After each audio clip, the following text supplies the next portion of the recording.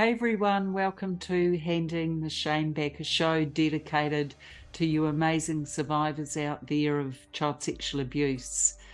This show is dedicated to all of you. You are believed, you are seen, and you are heard. So it's my pleasure always to bring amazing guests to you, and this week is no exception.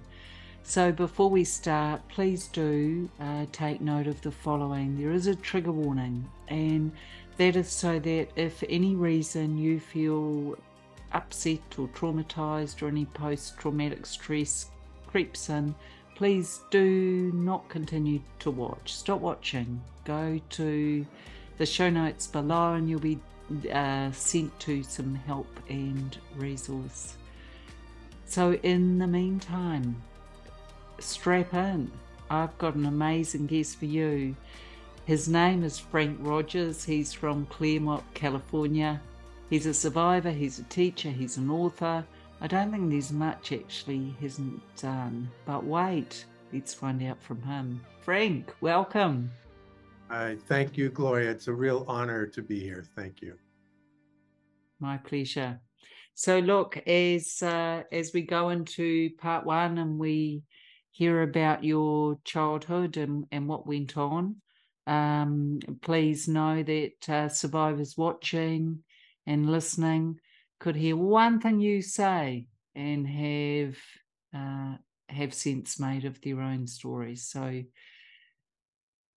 tell us, what was your experience as a child? Yeah, yeah. Well, and first of all, I just want to thank you for this show and for having these stories made available.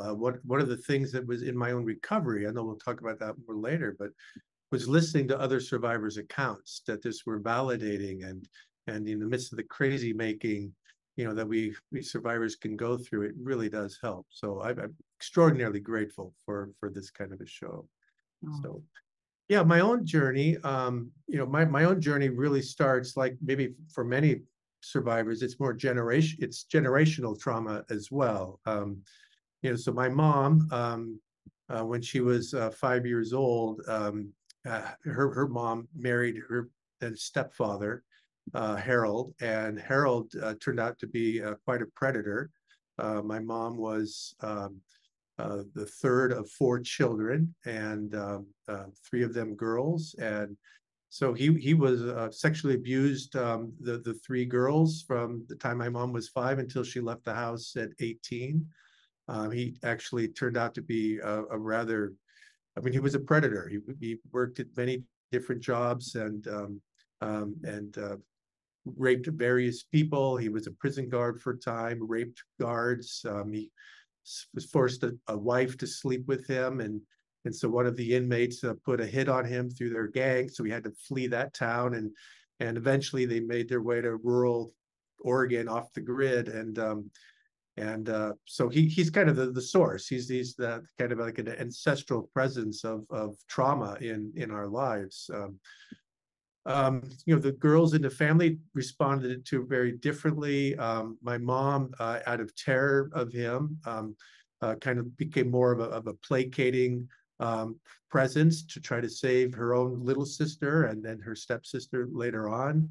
But it kind of warped my mom's understanding of sexuality, and so sexuality kind of became a way. I mean, she had very polarized feelings about it. On the one hand, detested it, but on the other hand, it was the way she felt close to people. And so I was the firstborn, and was kind of the apple of her eye, and she turned to me for her intimacy needs. She was extraordinarily promiscuous woman, her and my father both for many years, but I was the one that she would come home to at night, and she was always sexualized. So yeah, from infancy, I am sure we took showers together, we slept naked together. She would cup me and pleasure me, pleasure her. I mean, in her eyes, it was just all a way of being close and being intimate.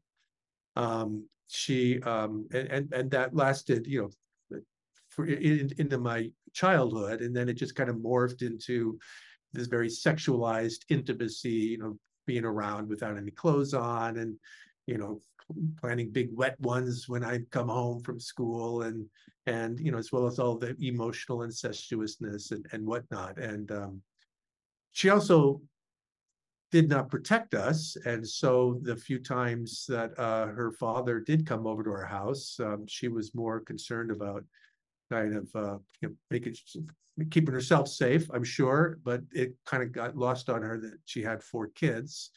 And so her stepfather, my step grandfather Harold, he raped me on 2 occasions that we were left alone, and then he raped my sister as well. So those are the primary forms of abuse. As sometimes happens, predators kind of sense vulnerable children. We did have a priest when I was 7 years old who visited our parish and found me alone in a church, and then forced me into playing some sex games with him. That was a one-time occurrence, right there. But living under the legacy of my grandfather and under this incestuous relationship with my mom, is the legacy that I've been trying to recover from. And I guess the last thing I'll say about this is I mean, for me, it just wreaked havoc within me. I mean, I was just, I suppressed every memory of it. I mean, I locked it all away until my son was born. And, I had friends and people close to me were always kind of suspicious that I was sexually abused. In my marriage to my first wife, I refused intimacy. I startled every time I was touched. I would have nightmares that I wouldn't talk about. I was emotionally unavailable, and she was certain that I was sexually abused. We had a friend who turned out to be sexually abused and said, "You have the same wiring as her." And at that time, I was just be enraged if anybody accused me of that. I had so much shame and really repressed so much of it until our son was born. And then my mom started to try to act towards him the way she acted towards me, wanted to take showers with him, wanted to kiss him all over his body. I erupted with rage. I mean, absolutely erupted. And then said this several years of just tormented by nightmares and flashbacks and hallucinations of what might have happened, and I got very self-destructive. I started cutting. My skin had betrayed me. I was suicidal. I tried to commit suicide several times. I ended up being institutionalized. I felt like I was demon possessed by rage at sometimes, by self-loathing at other times, by absolute despair at other times, by weird sexual desires other times, and these images of being raped by beasts and fondled by my mom, and all of this just was wreaking havoc. So I tried to kill myself. I ended up in a mental institution, and that really launched my period of recovery for over 30 years. But then just about 5 years ago, my little sister, at the age of 49, living as a homemaker in rural redwood country of Northern California, pretty much suppressed everything that had happened to us and to her. All of a sudden started getting flashbacks, all of a sudden started getting nightmares, was certain everybody was trying to kill her, was terrified, started self-loathing and shame, cutting herself, couldn't stand scents, couldn't stand smells, wouldn't trust that she could eat anything because it was being poisoned, was sure beasts were coming in from the outside, breaking into her house. She would cower. She ended up in a mental hospital where she was certain everybody was trying to kill her and violate her. The only person that she trusted in this world was me. And so her husband called me up and said, "Hey, your sister, not going to believe what's happening." And this all just happened out of nowhere. And so I went up to see her. And while I was with her, I mean, she was just not herself. We had seen her just 6 months earlier, and she was her old bubbly self, but she was emaciated and eaten from the inside by the torment of her abuse, trauma erupting within her. And she asked me, "Hey, you were like this. You were in the hospital. You were institutionalized. You were cutting. You were suicidal. How did you get better?" And all I could think to say was, "Linda, I got good help, and we're going to get you good help." I mean, she was in an institution. I mean, it wasn't a whole lot I could offer her. And about 4 weeks later, she ended up taking her life. And so that that really prompted me to take seriously recording and sharing how I recovered from abuse, and that ended up in the book that I just recently published, which is kind of the book I wished I could have answered to her. It's the story of my horror, and the story of my trauma, and the story of my recovery. So, well, Frank, just well, that's huge, and there's so many areas that are going to be so helpful for our amazing survivor family watching. Hello, beautiful ones. So I think, first up, that whole generational thing, that whole kind of expected, accepted, grooming, if you like, starting with words and then touch and carrying on into all of that. Within all of that, of course, was you as a beautiful small child. And here's a question around that, because as children do, we know what feels okay and we know what doesn't. And instinctively, I'm just wondering what you were feeling through some of that, because I can only imagine it wasn't good what you were feeling. Yeah, well, I mean, it's crazy making, right? I mean, this is my mom, and the Yes. mom, on whom I depend, who is emotionally starved, and has limited capacities for attachment and connection, and did not give herself to motherhood in any tangible way. And so, yeah, so a part of me craved the attention, craved, being special, and yet it felt horrible. It felt awful. It felt like this is, the word was yucky. I didn't even have words, adult words for it. It just felt yucky, and like this wasn't about me, and this wasn't really love, and yet it was under the guise of, oh, I love you, you're my number one, you will always be my number one, and yet it was like this attention, and the relationship itself just felt soiled and sordid and awful.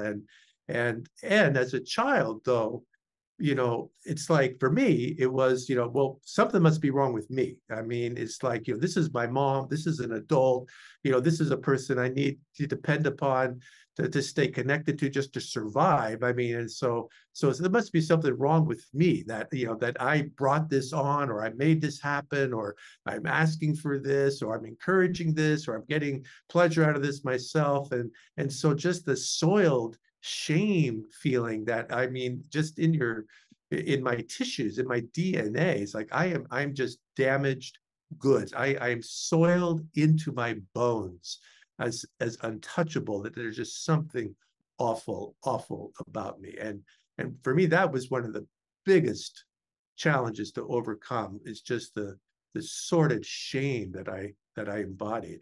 And I'm so glad that you said that, because there's going to be survivors watching who still have aspects of that today, and this is why this is called handing the shame back. Because as we speak, we release even more, and we hand it back to the abusers. Now, whether they're a mum that you loved or a grandfather that you feared, the shame never belonged to us as innocent, beautiful children. And you know that all of those feelings you see as a small child, Frank, you had no power, you had no say, you had no autonomy. Cognitively, there would have been a huge disparity between what was happening and what could be understood. Exactly. When you think about all of that, you see the twist in it is that you needed mum, a mother, because she was the caregiver. She was the person that was responsible for feeding, clothing, keeping you alive. Exactly. No way could you afford to turn her bad. So what we do as kids is we turn ourselves bad, because that's much easier and we can handle that. What do you think? Yeah. That's exactly right. That's exactly what happened with me, right? And and mom, I mean, that's the womb that we came out of the world into, and I mean, it's the foundation of love and care and what we need to be able to survive and how we're alive in the first place. And so, yeah, to have, mom be the source of shame and yuckiness and crazy making confusion and all of that. I mean, there was no way I could say, well, it's the fabric of the universe that must be wrong. I can't say it's the womb of life that's wrong. It's got to be me. I mean, there's obviously something is wrong with me. And Of course. So the impact on you, as you think about your childhood and adolescence, even into early adulthood, what would a statement be? Is what's wrong with me, or I must be really bad, or what kind of self-talk was around for you? You are disgusting, I would say to Yeah, myself. yeah, You are yeah. slime, you are excrement of this earth, and I also grew up in a religious tradition, a Catholic tradition that also told me that I was sinful to my bones and original sin that needed to be purged and all of that. And so yeah, so I mean it was a double whammy. I mean, it was just I went into the world into my adulthood, just feeling excremental. That I was, that I was just, it was shit seared into my DNA that made me untouchable, unlovable, unworthy in every way. And then I start trying to, okay, how do I get some emotional regulation in the midst of this, or some sanity or some healing, and all of these images of flashbacks and feelings towards the rages towards my mom, and nightmares of torturing her, and nightmares of being sodomized, and all of this, that only made it worse. That made it, oh my God,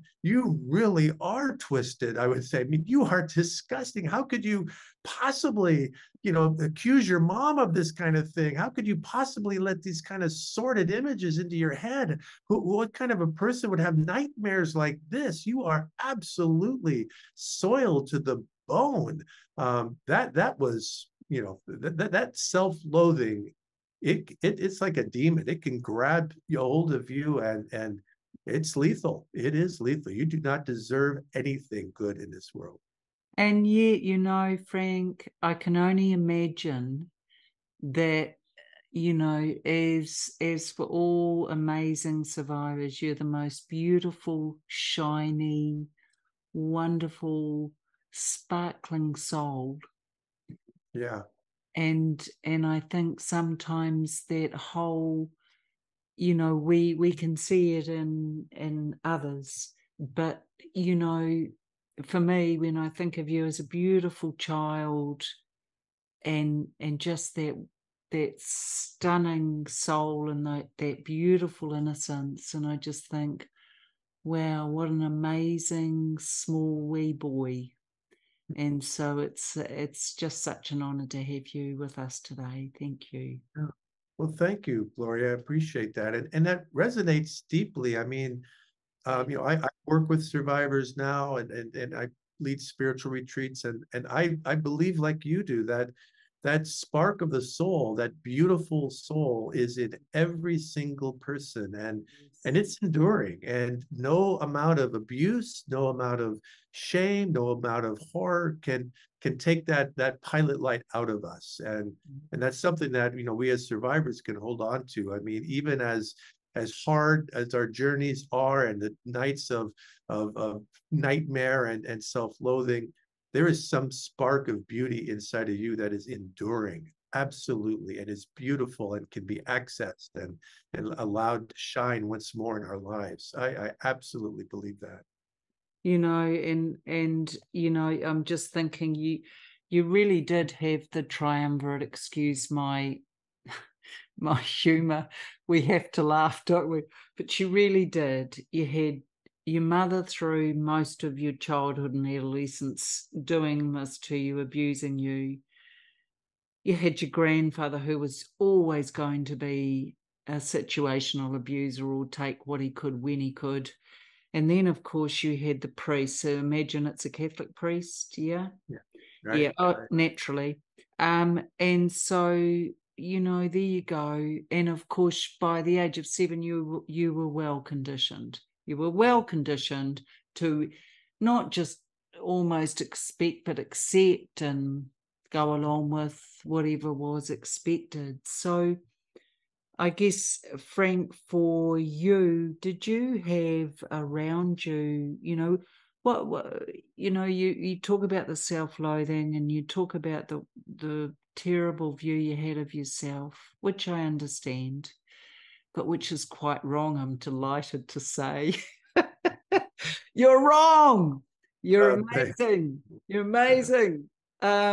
You know, and I think, you know, for all of us as survivors, your whole kind of persona and who was around you at the time, clearly you had siblings. Were there any safe adults at all, or were there any adults who weren't abusive that you felt comfortable with? Yeah, I mean, actually, I had a youth minister in high school that was that kind of a safe presence. Absolutely. You know, and he was an extraordinary influence on my life. I mean, he saw gifts in me. He, you know, when my parents divorced and they tried to bring me to court to testify, you know, against, you know, my dad wanted me to testify against my mom, and the judge scolded him. You don't bring a 14-year-old into the middle of a divorce proceeding like this. It was my youth minister who stopped and came and showed up at the court and said, "Hey, I'm taking him away from here," and you know, went walking along the ocean and just kind of got stabilized. He saw gifts in me. He was someone I could talk to the point where when it was time for me to go to college, I said, I want to be like him when I grow up. And he had gone to a small college in Indiana. I grew up in the San Francisco Bay Area.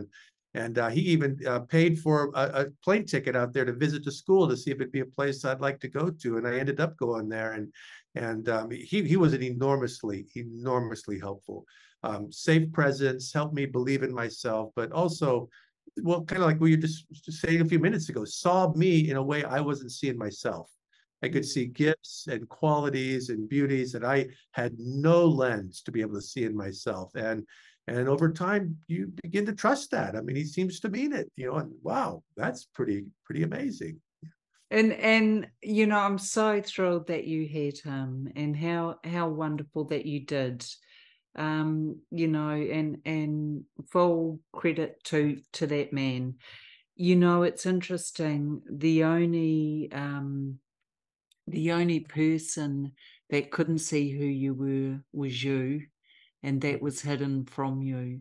So we're going to leave part 1 there, but stay right there, because we will be coming back, survivors, with part 2. And you know, Frank's already shared some really powerful things today, and I think just the fact that, you know, the whole conditioning and the grooming and the tacit acceptance of the sexual abuse, you know, was just going to weave a web throughout his whole childhood. He stood no chance. And then, of course, we have the priest step in, and no irony is lost there. You know, he talked about the fact that clearly at times he craved the attention. Well, guess what? You know, as survivors, we're all human, and sometimes if kindness is the only way through a sexualized form that we get that, then that is what that is. And again, it's not on us to hold on to that as shame. We're handing it back today. So stay where you are, Frank. We're closing out with our audience. Audience, as always, I see you, I stand beside you, and I believe you.